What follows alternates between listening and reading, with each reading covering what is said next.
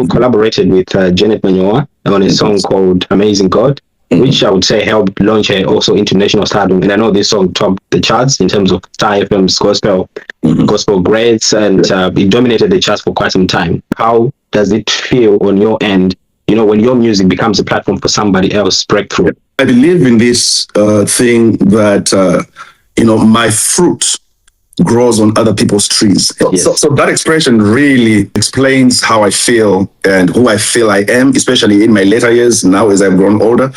That by investing in somebody else, you may not hear the stories, by the way, and someone may not even come back to say thank you, and that's fair.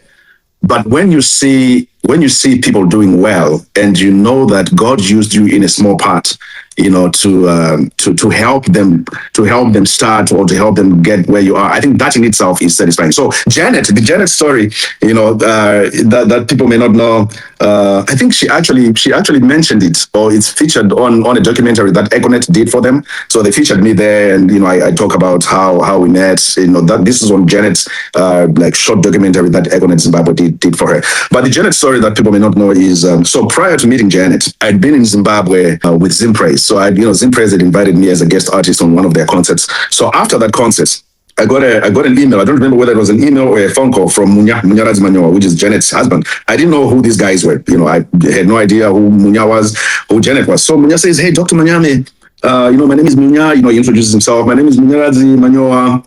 My wife is a worship, is a worship leader. We love your music, and I was wondering if you could mentor my wife, through the process. She really wants to record something, and are you available to mentor her through that process?" And again, a week before that, right? A week before the Zimpraise thing, I had really started feeling in my heart and in my spirit, God challenging me to start mentoring people.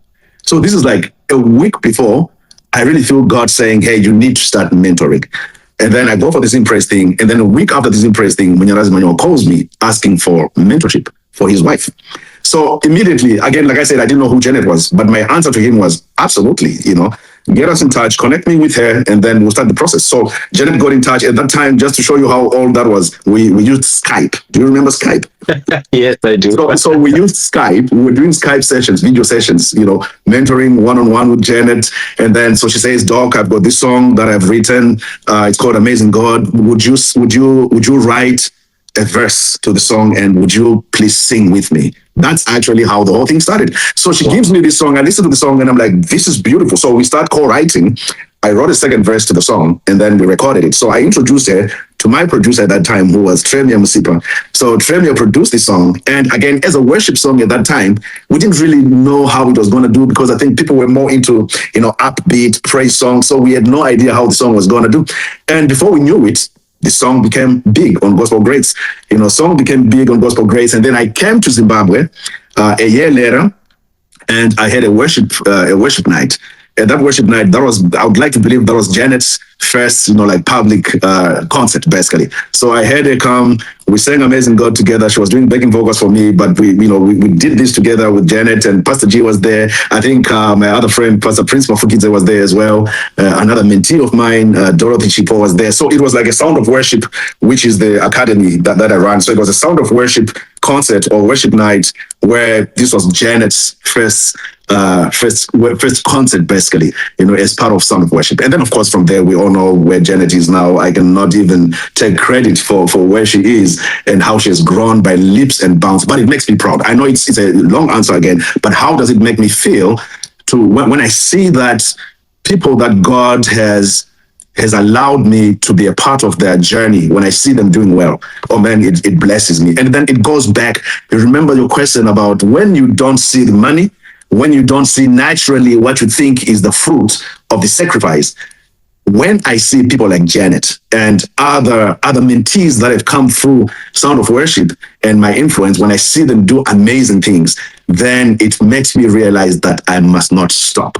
Why? Because the fruit grows on other people's trees, right? And this fruit really is for the kingdom of God. This is a powerful story, and I'm sure you must be proud, of your mentorship as well and your support. Absolutely. Obviously, in terms of seeing how some of your mentees have went on to become, great artists. So that's really powerful. And I'm glad to have the opportunity to just listen and you taking me through really these journeys. I mean, it's a good inside information.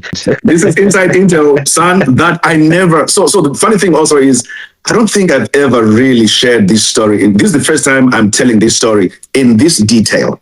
If you go to Janet's documentary, you will hear part of it. I'll say, hey, Munya he wanted me to mentor his wife. You hear that part. But I've never really given the backstory, as in a few weeks before that, I really felt God saying, this is what I want you to do.